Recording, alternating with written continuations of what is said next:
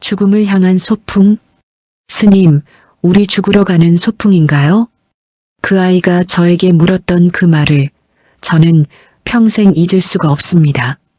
아직 4살배기에 불과했던 다마가 맑은 눈동자로 저를 바라보며 했던 그 질문을 어쩌면 그 순간이 저희의 긴 여행이 시작된 진짜 이유였는지도 모르겠습니다. 말씀드리겠습니다. 제가 본 것을, 제가 겪은 것을, 그리고 제가 깨달은 것을, 이것은 죽음을 향해 걸어간 한 노스님과 그 곁을 지킨 어린 동자승의 이야기입니다. 하지만 동시에 죽음의 끝에서 삶을 발견한 기적의 기록이기도 합니다. 오대산의 바람은 뼈를 애는 듯 차가웠습니다. 하지만 그의 이른 봄 바람 끝자락에는 이미 희미한 봄 기운이 스며들고 있었습니다. 겨울 내내 얼어붙었던 계곡물이 얼음 밑으로 졸졸 흐르는 소리가 적막한 산사의 새벽을 깨우고 있었지요. 상원사 깊은 곳, 낡은 요사체의 문풍지가 파르르 떨리고 있었습니다. 그 안에는 평생을 수행자로 살아온 월담 스님께서 가쁜 숨을 몰아쉬고 계셨습니다. 쿨럭거리는 기침 소리가 날 때마다 그분의 앙상한 가슴뼈가 위태롭게 들썩였습니다. 육신을 갉아먹는 병만은 예고도 없이 찾아와 70평생 쌓아 올린 기력을 송두리째 흔들어 놓고 있었습니다. 방 한 구석에서 작은 생명체가 이불 속에서 고개를 쑥 내밀었습니다. 4살배기 동자승 다마였습니다. 제가 바로 그 아이였습니다. 저는 잠이 덜 깬 눈을 비비며 자리에서 일어나 앉았습니다.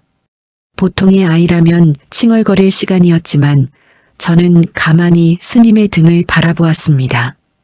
그분의 등에서 뿜어져 나오는 무언가가 보였거든요. 검은 연기 같은 것이. 스님 할아버지. 제 목소리는 맑고 또랑또랑했습니다. 기침을 멈춘 월담 스님께서 힘겹게 고개를 돌려 저를 바라보셨습니다. 다마, 깼느냐? 더 자거라. 아직 예불 올릴 시간이 멀었다. 아니요. 할아버지 가슴에서 또 천둥 소리가 나서요. 저는 이불을 걷어차고 쪼르르 달려가 스님의 등 뒤에 매달렸습니다. 그리고는 고사리 같은 제 손으로 스님의 흰 등을 가만가만 쓸어내렸습니다. 신기하게도 제 손길이 닿자 요동치던 기침이 잦아들었습니다. 월담 스님께서는 가만히 눈을 감으셨습니다. 저는 절 앞에 버려진 핏덩이였습니다. 스님께서 저를 거두신 것은 제가 갓 태어난 때부터였다고 들었습니다. 하지만 저는 자라면서 기이한 것들을 보게 되었습니다. 다른 사람들이 보지 못하는 것들을요. 할아버지, 오늘은 그림자가 아주 진해요. 먹물처럼 뚝뚝 떨어질 것 같아요. 저는 스님의 등 뒤 허공을 손으로 휘저으며 말했습니다. 월담 스님께서는 깜짝 놀라 저를 돌아보셨습니다. 그림자라니? 불도 켜지 않았는데 무슨 그림자가 보인단 말이냐? 그냥 보여요. 할아버지 몸 주변에 검은 연기 같은 게 꽉 찼어요. 어제보다 더 두꺼워요. 그리고 저는 코를 킁킁거렸습니다. 퀴퀴한 흙냄새가 나요. 아주 오래된 흙냄새. 월담 스님께서는 말문이 막히신 듯 했습니다. 제가 말하는 검은 연기와 오래된 흙냄새가 무엇을 의미하는지 직감하셨던 것 같습니다. 그것은 죽음의 그림자였습니다. 수행이 깊은 선승들도 감지하기 힘들다는 사조를 어린아이인 제가 눈으로 보고 코로 막고 있었던 것입니다. 스님께서는 쓸쓸한 미소를 지으시며 제 머리를 쓰다듬으셨습니다. 다마, 그건 흙냄새가 아니라 봄이 오는 냄새란다. 땅이 녹느라 나는 냄새야. 에이, 아닌데요. 봄 냄새는 꽃향기처럼 간질간질한데 이건 무겁고 슬픈 냄새인걸요. 제 눈은 속일 수 없었습니다. 월담 스님께서는 벽을 짚고 힘겹게 몸을 일으키셨습니다. 다리가 후들거리셨던 것 같습니다. 이제 시간이 정말 얼마 남지 않았음을 뼈저리게 느끼셨을 것입니다. 이대로 산사에서 조용히 입적하는 것이 수행자의 도리일까요? 스님께서는 문을 열고 마당으로 나가셨습니다. 쏟아질 듯한 별들이 오대산 자락을 덮고 있었습니다. 내 평생 마음을 비우려 노력했건만 죽음 앞에 서니 여전히 미련이라는 찌꺼기가 남아있구나. 스님께서는 자신의 내면을 들여다보셨던 것 같습니다. 육신의 고통보다 더 괴로운 것은 알 수 없는 두려움이었을 것입니다. 평생 부처님의 말씀을 따랐으나 막상 육신을 벗을 때가 되니 마음 한구석에 어둠이 도사리고 있었던 것이지요. 그것은 자신이 아직 중생의 고통을 온전히 이해하지 못했다는 자책감이기도 했고 홀로 남겨질 저에 대한 연민이기도 했을 것입니다. 할아버지, 어디 가시려고요? 어느새 따라 나온 제가 스님의 옷자락을 잡았습니다. 제 눈동자에 별빛이 담겨 반짝였습니다. 그 순간 월담 스님의 뇌리에 번개 같은 생각이 스쳤던 모양입니다. 그래, 가자. 여기에 머물러 시들어가는 꽃이 되느니 흐르는 물이 되어 세상으로 나가자. 그것은 마지막 수행이자 저에게 보여줄 세상 공부였습니다. 산속에 갇혀 지낸 제게 세상의 희로애락을 보여주고 당신은 그 속에서 마지막 깨달음을 얻어 이 생의 업을 마무리 지으시려 했던 것이지요. 다마, 우리 소풍 갈까? 소풍이요? 와, 정말이요? 어디로요? 저 아래 마을로. 저는 펄쩍 뛰며 좋아했습니다. 산문 밖을 나가는 것은 1년에 한두 번 있을까 말까 한 큰 행사였으니까요. 그래, 아주 긴 소풍이 될 게다. 맛있는 것도 먹고 많은 사람도 만나고. 신난다. 그럼 빨리 짐 싸요, 할아버지. 저는 방으로 뛰어들어가 제 조그만 걸망을 챙기기 시작했습니다. 월담 스님께서는 제 뒷모습을 보며 눈시울이 붉어지셨을 것입니다. 이 여행이 끝나면 당신은 없을지도 모른다는 것을. 하지만 저에게 이별을 미리 말하여 슬픔을 줄 필요는 없으셨던 것이지요. 모든 것은 인연 따라 흐르는 법이니까요. 날이 밝자마자 저희 두 사람은 길을 나설 채비를 마쳤습니다. 스님의 짐은 단출했습니다. 낡은 승복 한 벌과 목탁, 그리고 약간의 노잣돈이 전부였습니다. 저는 아끼던 나무 팽이와 다람쥐에게 주려던 도토리 몇 알을 주머니에 넣었습니다. 자, 가자꾸나. 스님께서 지팡이를 짚고 앞장서셨습니다. 저는 그 뒤를 쫄래쫄래 따랐습니다. 일주문을 나서자 차가운 산바람이 저희 옷깃을 파고들었습니다. 뒤를 돌아보니 상원사의 처마가 아침 햇살을 받아 금빛으로 빛나고 있었습니다. 월담 스님께서는 합장하고 깊이 허리를 숙이셨습니다. 부처님, 늙은 중이 마지막으로 세상을 배우러 갑니다. 부디 이 아이의 맑은 눈이 탁한 세상에 물들지 않게 지켜주소서. 산길을 내려오는 내내 저는 신이 나서 제잘거렸습니다. 할아버지, 저기 봐요. 바람쥐가 세수해요. 할아버지, 저 구름은 꼭 찐빵같이 생겼어요. 제 눈에 비친 세상은 모든 것이 경이로움 그 자체였습니다. 월담 스님께서는 제 말에 일일이 대꾸해 주시며 천천히 걸음을 옮기셨습니다. 하지만 산을 내려갈수록 스님의 숨소리는 거칠어졌고 제 표정도 조금씩 진지해졌습니다. 한참을 걸어 산 입구 마을에 다다랐을 때였습니다.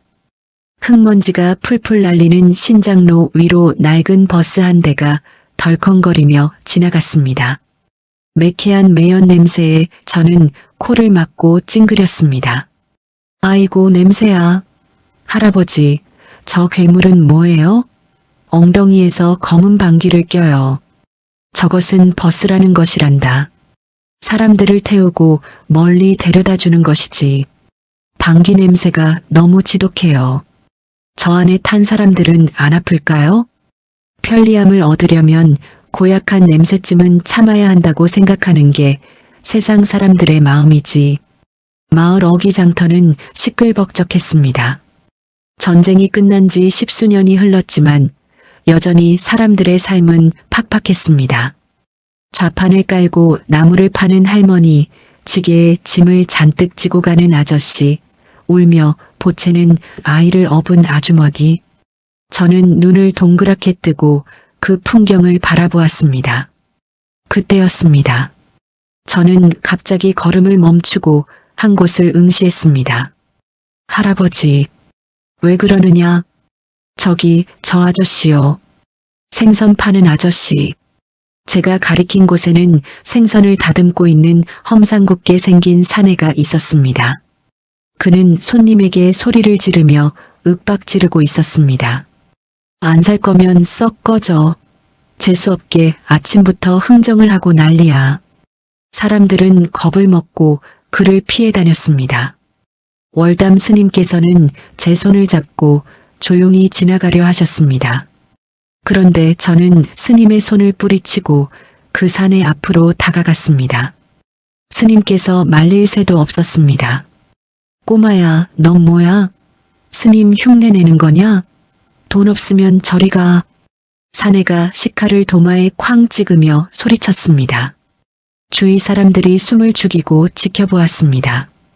그러나 저는 전혀 무서워하는 기색 없이 사내의 얼굴을 빤히 올려다보았습니다. 아저씨, 많이 아프죠? 뜬금없는 제 말에 사내가 멈칫했습니다. 뭐, 내가 어디가 아파? 몸 튼튼하고 멀쩡한데 재수없는 소리 하지 마라. 몸이 아니라 마음이요. 아저씨 가슴속에 빨간 불이 활활 타고 있어요. 뜨거워서 어쩔 줄을 몰라 하고 있어요. 그리고 그 불 속에 아주 작은 아기가 울고 있어요. 사내의 눈동자가 심하게 흔들렸습니다. 그의 손에 들려있던 칼이 스르르 힘없이 도마 위로 떨어졌습니다. 사내의 얼굴이 붉어지더니 이내 파랗게 질렸습니다. 너, 그게 무슨... 아기가 추워서 떨고 있어요. 아저씨가 화를 낼 때마다 아기가 더 크게 울어요. 그래서 아저씨 가슴이 콕콕 찌르듯이 아픈 거예요. 저는 맑은 눈망울로 사내를 바라보며 제 작은 손을 내밀어 사내에 피 묻은 앞치마끈을 살짝 잡았습니다. 제가 호호해 드릴까요? 사내는 털썩 자리에 주저앉았습니다. 덩치 큰 사내의 눈에서 콩알 같은 눈물이 후두둑 떨어졌습니다. 그는 몇 달 전갓 태어난 자식을 열병으로 잃었다고 나중에 들었습니다. 돈이 없어 약 한 번 제대로 못 써보고 보낸 죄책감이 화가 되어 가슴속에 응어리져 있었던 것입니다. 아무에게도 말하지 못한 그 고통을 제가 꿰뚫어 본 것이지요. 월담 스님께서는 조용히 다가와 합장하셨습니다. 나무 아미타불. 아이의 눈에는 어른들이 보지 못하는 것이 보이는 모양입니다. 거사님, 가슴속 불은 눈물로 끄는 것입니다. 억지로 참으면 숫덩이가 되어 속을 다 태우지요. 사내는 엎드려 통곡을 쏟아냈습니다. 시장통 사람들이 숙연하게 그 모습을 지켜보았습니다. 저는 사내의 등 뒤에 서서 마치 절에서 스님에게 하듯 고사리 같은 손으로 그의 등을 토닥였습니다. 울지 마세요. 아저씨가 울면 아기도 같이 울어요. 그 모습을 지켜보던 월담 스님께서는 가슴 한편이 묵직해지심을 느끼셨을 것입니다. 제 능력은 단순히 신기한 것이 아니었습니다. 그것은 타인의 고통에 공명하는 지극한 자비심의 발로였던 것이지요. 스님께서는 어쩌면 당신이 저를 데리고 나온 것이 아니라 저가 당신을 이끌고 나온 것일지도 모른다는 생각이 드셨을 것입니다. 스님, 정말 죄송합니다. 제가 미쳐서... 한참을 울던 사내가 눈물을 닦으며 일어났습니다. 그러고는 좌판에 있던 가장 싱싱하고 큰 고등어 2마리를 신문지에 쌌습니다. 이거라도 가져가십시오. 제가 드릴 게 이것밖에 없습니다. 월담 스님께서는 정중히 고개를 저으셨습니다. 저희는 살생한 것을 먹지 않습니다. 그 마음만 감사히 받겠습니다. 대신 그 고등어는 저기 구석에 쭈그려 앉아 계신 할머니께 드리는 게 어떻겠습니까? 아까부터 배가 고프신지 계속 이곳을 보고 계시더군요. 사내가 고개를 돌려보니 행색이 남루한 노파가 힘없이 앉아 있었습니다. 사내는 부끄러움에 얼굴을 붉히며 고등어를 들고 노파에게 달려갔습니다. 할머니, 이거 가져가서 구워 드세요. 돈은 안 받습니다. 그 모습을 보며 저는 까르르 웃었습니다. 할아버지, 아저씨 가슴속 불이 꺼졌어요. 이제 빨간색이 아니라 예쁜 분홍색이 되었어요. 그래, 그것 참 다행이구나. 다마, 이것이 바로 보시라는 것이다. 물건을 주는 것만이 보시가 아니라 굳은 마음을 풀어주는 것도 큰 보신이라. 저희 두 사람은 다시 길을 재촉했습니다. 해가 뉘엿뉘엿 저물어가고 있었습니다. 첫날의 여정은 고단했지만 월담 스님의 발걸음은 산을 내려올 때보다 한결 가벼워 보였습니다. 그러나 그것은 잠시뿐이었습니다. 마을을 벗어나 한적한 국도변을 걸을 때 갑자기 스님의 몸이 휘청거리셨습니다. 할아버지, 저는 놀라 소리쳤습니다. 월담 스님께서는 지팡이의 의지에 간신히 몸을 지탱하셨습니다. 입가에 붉은 선혈이 비쳤습니다. 제 얼굴이 사색이 되었습니다. 할아버지, 피가... 괜찮다. 조금 어지러워서 그래. 스님께서는 급히 소매로 입가를 닦으며 저를 안심시키려 하셨습니다. 하지만 제 눈에는 보였습니다. 스님의 몸을 감싸고 있던 검은 연기가 아까보다 훨씬 더 짙게 그리고 더 사납게 일렁이고 있다는 것을요.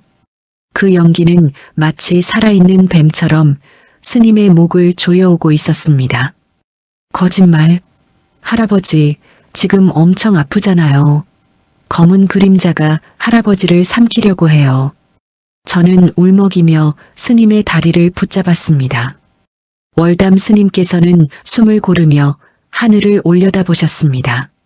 저 멀리 산 너머로 붉은 노을이 지고 있었습니다. 마치 당신의 생명처럼 타오르다 사그라지는 저 태양처럼. 아직은 아니다. 아직 보여줄 것이, 가르쳐줄 것이 남았다. 조금만 더 시간을 주소서.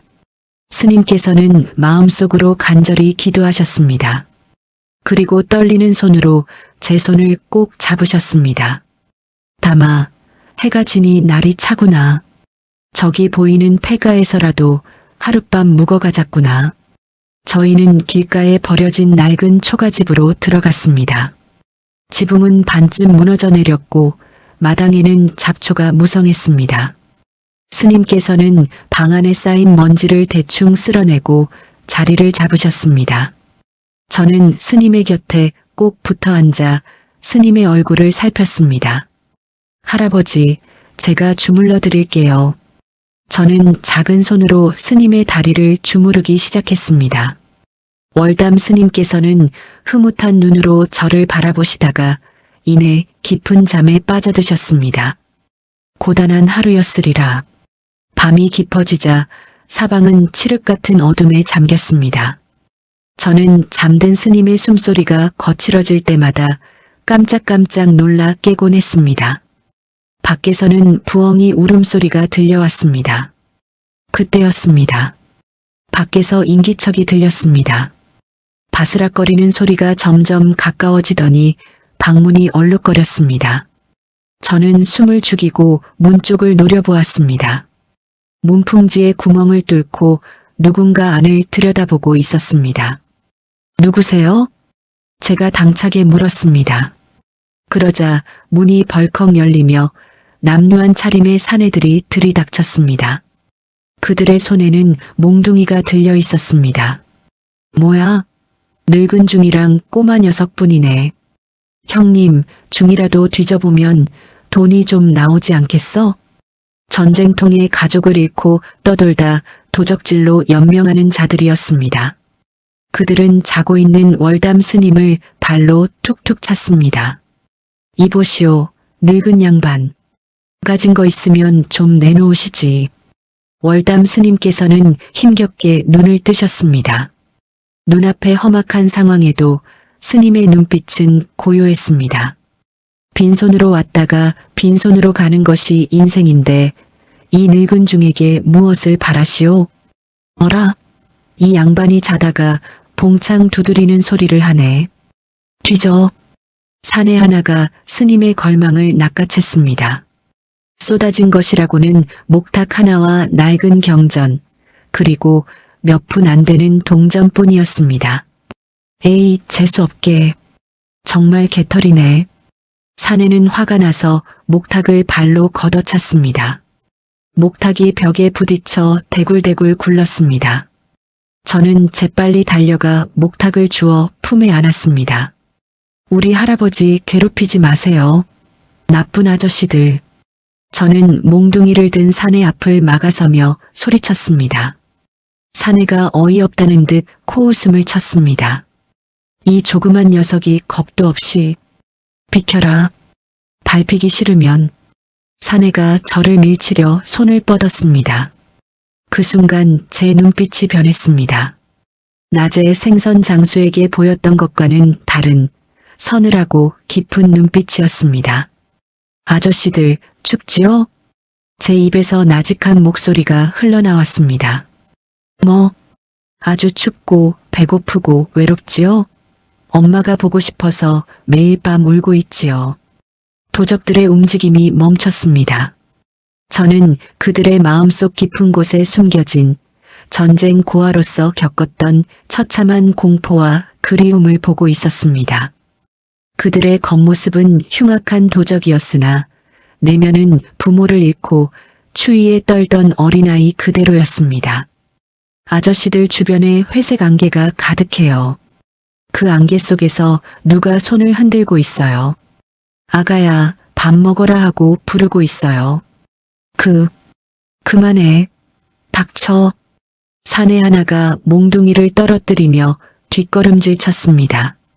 그것은 그가 죽은 어머니에게서 마지막으로 들었던 말이었습니다. 저는 한 발짝 더 다가갔습니다.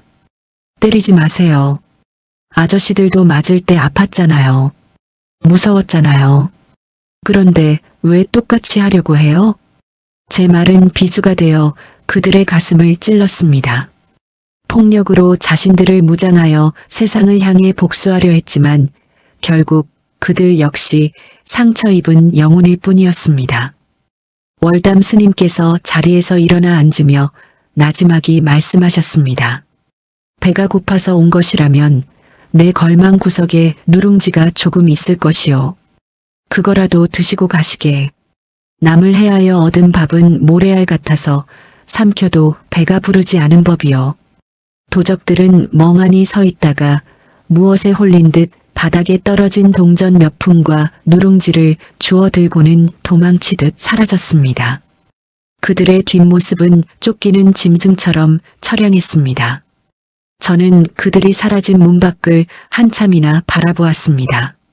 할아버지, 저 아저씨들 마음속에는 얼음이 꽝 얼어 있었어요. 너무 차가워서 제 손이 시릴 정도였어요. 그래, 세상에는 추운 사람들이 너무나 많구나. 우리가 갈 길이 멀다, 담아. 월담 스님께서는 저를 끌어당겨 품에 안으셨습니다. 제 따뜻한 체온이 병든 육신에 스며들었습니다. 오대산 깊은 골짜기에서 시작된 저희의 여정은 이제 막 첫 발을 뗐을 뿐이었습니다. 밤바람이 문틈으로 들어와 촛불을 흔들었지만 저희 두 사람의 그림자는 하나가 되어 흔들리지 않았습니다. 폐가에서의 하룻밤은 고단했으나 저희 두 사람의 발걸음은 다시금 새벽을 갈랐습니다. 산길을 벗어나자 제법 넓은 신장로가 나타났고 드문드문 지나가는 트럭들이 뽀얀 먼지를 일으켰습니다. 저는 트럭이 지나갈 때마다 신기한 듯 눈을 동그랗게 뜨고 바라보다가도 이내 콜록거리는 스님의 등을 걱정스레 살폈습니다. 스님의 숨소리는 어제보다 조금 더 쇠를 긁는 듯한 소리가 섞여 있었습니다. 한나절을 꼬박 걸어 도착한 곳은 기차역이 있는 읍내였습니다. 전쟁의 흔적이 지워져 가고 재건의 열기가 꿈틀대던 시절, 역전 광장은 그야말로 아수라장이었습니다. 짐 보따리를 머리에 인 아주머니들, 구두통을 메고 달리는 아이들, 그리고 어디선가 흘러나오는 유행가 가락이 뒤섞여 정신을 쏙 빼놓았습니다. 할아버지, 여기는 사람들이 왜 이렇게 바빠요? 다들 어디론가 도망가는 것 같아요. 도망가는 것이 아니라 살아가려 애쓰는 것이란다. 저마다 짊어진 삶의 무게를 이고지고 가는 길이지. 스님께서는 인파 속에서 저를 놓칠세라 손을 더욱 단단히 잡으셨습니다. 그때였습니다. 장터 한 구석에서 징과 꽹과리 소리가 요란하게 울려 퍼졌습니다. 자, 날이면 날마다 오는 게 아니야. 죽어가는 사람도 벌떡 일으키고 굽은 허리도 쫙 펴주는 만병통치약이 왔소. 화려한 색동 저고리를 입은 약장수 패거리가 사람들을 불러 모으고 있었습니다. 원숭이 한 마리가 제주를 넘고 차력사가 불을 뿜자 구경꾼들의 탄성이 쏟아졌습니다. 순진한 시골 노인들과 안악들이 그 주변을 겹겹이 둘러쌌습니다. 저도 호기심에 그쪽으로 고개를 돌렸습니다. 하지만 이내 제 미간이 찌푸려졌습니다. 할아버지, 저기 냄새가 이상해요. 무슨 냄새 말이냐? 연 냄새도 나고 군밤 냄새도 나는구나. 아니요. 썩었어요. 아주 달콤한데 속은 시커멓게 썩은 과일 냄새가 나요. 저 아저씨 입에서 계속 그 냄새가 뿜어져 나와요. 제가 가리킨 곳에는 콧수염을 기른 약장수 대장이 목에 힘줄을 세우며 약병을 흔들고 있었습니다. 이 약으로 말할 것 같으면 저기 백두산 깊은 골짜기에서 산삼을 먹고 자란 구렁이를 고아 만든 신비의 영약이라. 자식 농사 걱정인 할머니, 밤마다 삭신 쑤시는 할아버지, 이거 한 병이면 청춘을 되찾소? 그의 말에 홀린 듯 허리가 굽은 할머니 한 분이 꼬깃꼬깃한 쌈짓돈을 꺼내 들고 앞으로 나섰습니다. 이보시게, 정말 그 약 먹으면 우리 영감 중풍이 낫는가? 아이고, 어머니 말이 뭡니까? 지난달에 다 죽어가던 최진사 양반도 이거 먹고 지금 지게 지고 산에 다닙니다. 특별히 어머니께만 2병 값에 3병 드리리다. 약장수가 할머니의 돈을 낚아채려던 찰나였습니다. 인파를 헤치고 들어온 제가 할머니의 앞을 가로막았습니다. 할머니, 그 돈 주면 안 돼요. 저건 약이 아니에요. 그냥 설탕물이에요. 장터가 순식간에 찬물을 끼얹은 듯 조용해졌습니다. 약장수의 얼굴이 불그락푸르락해졌습니다. 뭐야? 어디서 굴러먹던 조그만 땡중이 재수없게. 회방이야? 썩 안 비켜? 약장수가 위협적으로 손을 들어 올렸습니다. 그러나 저는 꿈쩍도 하지 않고 또랑또랑한 눈으로 약장수를 쏘아보았습니다. 아저씨 입에서 거미줄이 나오고 있어요. 끈적끈적한 회색 거미줄이 할머니 몸을 칭칭 감고 있단 말이에요. 아저씨 마음속에는 욕심쟁이 돼지가 살고 있어요. 그 돼지가 배가 고파서 꿀꿀거리는 소리가 다 들려요. 제 말은 비유가 아니었습니다. 제 눈에는 약장수의 탐욕이 형상화되어 보였습니다. 사람들을 속여 이득을 취하려는 그 검은 마음이 끈적한 타르처럼 흘러나와 순박한 노인들을 올가매고 있었던 것입니다. 이 녀석이 맛을 봐야 정신을 차리지. 약장수가 저의 멱살을 잡으려는 순간 월담 스님의 지팡이가 약장수의 팔을 탁 하고 막아섰습니다. 노스님의 힘이라고는 믿기지 않을 만큼 단호하고 묵직했습니다. 노시게, 아이가 철이 없어 한 말이니 노여움을 푸시게. 스님의 목소리는 낮았으나 장터의 소음을 뚫고 들어가는 위엄이 있었습니다. 약장수는 스님의 깊은 눈빛에 기가 눌려 슬그머니 손을 내렸습니다. 스님이면 다요? 남의 장사를 망쳐도 유분수지. 장사라 하셨소. 물건을 팔아 이문을 남기는 것이 장사지. 거짓을 팔아 남의 희망을 훔치는 것은 도둑질이나 다름없소. 저 노보살님의 쌈짓돈은 자식들 먹이려 혹은 병든 남편 살리려 피땀 흘려 모은 목숨줄이요. 그것을 탐하고도 밤에 다리 뻗고 잘 수 있겠소? 스님의 일갈에 주변 사람들이 수군거리기 시작했습니다. 맞아, 저 약 지난번에 윗동네 김씨가 먹고 배탈만 났다던데. 스님 말씀이 옳아. 어린아이 눈은 못 속이는 법이지. 분위기가 험악해지자 약장수는 짐을 챙길 생각도 못하고 황급히 도망치려 했습니다. 그때 제가 약장수의 옷자락을 잡았습니다. 아저씨. 약장수가 흠칫하며 돌아보았습니다. 제 눈에는 원망이 아닌 연민이 가득했습니다. 아저씨, 집에 아픈 누나 있지요? 누나 약값 때문에 그러는 거죠? 약장수의 동공이 흔들렸습니다. 그걸 내가 어떻게... 아저씨 마음속 한구석에 하얀 붕대를 감은 누나가 누워 있어요. 아저씨가 거짓말할 때마다 누나가 슬픈 표정을 지어요. 그러지 마 하고 고개를 저어요. 약장수는 그 자리에 털썩 주저앉았습니다. 그는 사실 폐병을 앓는 누이의 약값을 대기 위해 고향을 떠나 떠돌이 약장수 패거리에 들어온 것이었습니다. 처음엔 양심의 가책을 느꼈으나 돈이 급하다 보니 점점 독해지고 뻔뻔해졌던 것입니다. 아무에게도 말하지 못한 그 사연을 처음 보는 꼬마 스님이 알고 있었습니다. 잘못했습니다. 누나 살리려고 정말 어쩔 수가 없었습니다. 약장수가 엎드려 오열하자 저는 다가가 그의 등을 토닥였습니다. 거짓말로 번 돈으로 약을 사면 그 약에도 거짓말 독이 묻어요. 그러면 누나가 더 아파요. 정직하게 번 돈이라야 누나가 나을 수 있어요. 월담 스님께서는 품에서 낡은 염주 하나를 꺼내 약장수에게 건네셨습니다. 이것을 가져가시게. 비싼 것은 아니나 내 평생의 기도가 담긴 물건이요. 팔면 며칠 약값은 될 것이요. 부디 마음의 밭을 갈아엎고 새 씨앗을 뿌리시게. 진실한 마음이 으뜸가는 명약임을 잊지 마시오.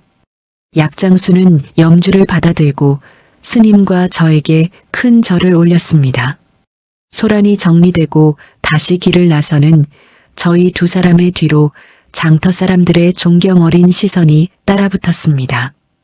해질녘 저희 두 사람은 읍내 외곽의 작은 개울가에 앉아 쉬었습니다. 월담 스님께서는 기력이 다한 듯 바위에 기대어 가쁜 숨을 몰아쉬셨습니다. 할아버지, 많이 힘들죠? 저는 개울물을 떠다 스님 입가에 대어드렸습니다. 스님께서는 물을 한 모금 마시고 빙긋이 웃으셨습니다. 다마, 오늘 내가 큰 법문을 하였구나. 법문이요? 저는 그냥 보이는 대로 말한 건데요. 그것이 바로 진리다. 어른들은 욕심이라는 색안경을 쓰고 세상을 보지만 너는 맑은 거울처럼 세상을 비추는구나. 그 약장수도 너의 거울에 비친 자신의 모습을 보고 부끄러움을 느낀 거야. 하지만 할아버지, 세상에는 왜 그렇게 아픈 냄새가 많이 나요? 아까 장터에서도 약장수 아저씨한테서도 다들 슬프고 아픈 냄새가 났어요. 저의 물음에 월담 스님께서는 먼 하늘을 응시하셨습니다. 그것이 사바세계, 우리가 사는 세상의 본 모습이란다. 모든 것은 인연 따라 생겨나고 사라지는데 사람들은 영원히 가지려 발버둥친다. 그것이 괴로운 것이지. 그 괴로움이 냄새가 되고 색깔이 되어 내 눈에 보이는 거다. 스님께서는 제 머리를 쓰다듬으려다 손을 멈추셨습니다. 손끝이 미세하게 떨리고 있었습니다. 자신의 육신을 지탱하는 끈이 점점 헐거워지고 있음을 느끼셨던 것 같습니다. 이 아이의 눈에 비친 나는 어떤 색일까? 죽음의 냄새가 진동하고 있겠지. 하지만 스님께서는 내색하지 않으셨습니다. 자, 이제 일어나자.